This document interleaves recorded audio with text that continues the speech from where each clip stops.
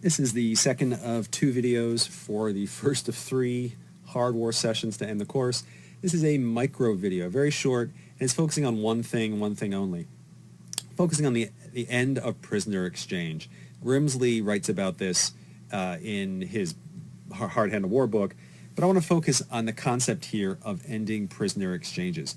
So Grant, in the summer of 1864, calls for an end to prisoner exchanges.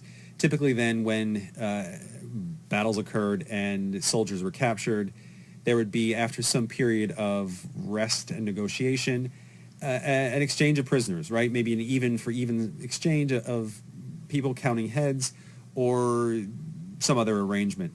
Grant called for an end to that by August of 1864. And here was his rationale. I want you to think about this rationale in terms of both hard war as a concept, but also as a way, as a measure that's going to provoke the South, people like Mary Chestnut, into viewing Yankees as even more monsters than they had been. So here's Grant's rationale. He says, the rebels now have in their ranks their last man. This is August 1864. Little boys and old men are guarding prisoners, guarding railroad bridges, and forming a good part of their garrisons for entrenched positions. A man lost by them cannot be replaced. They have robbed the cradle and the grave equally to get their present force. Besides what they lose in frequent skirmishes and battles, they are now losing from desertions and other causes at least one regiment per day. If we commence a system of exchanges which liberates all prisoners taken, we will have to fight on until the whole South is exterminated. If we hold those caught, they amount to no more than dead men. We have got to fight until the military power of the South is exhausted.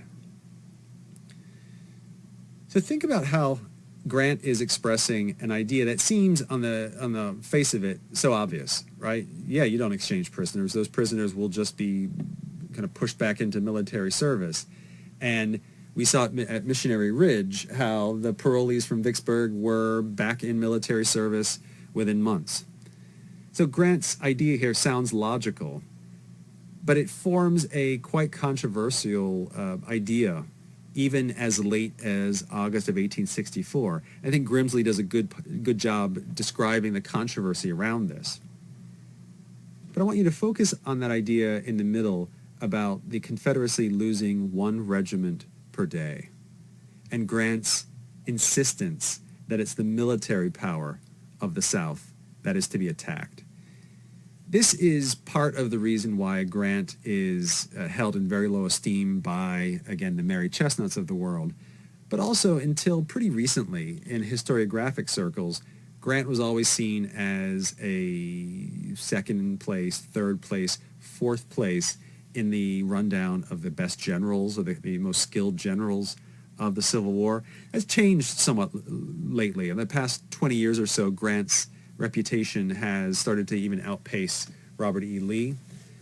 But Grant the Butcher, the notion of Grant as being nothing more than somebody who's pushing numbers forward and has no real tactical or strategic skill, that reputation comes through realizations and statements like this.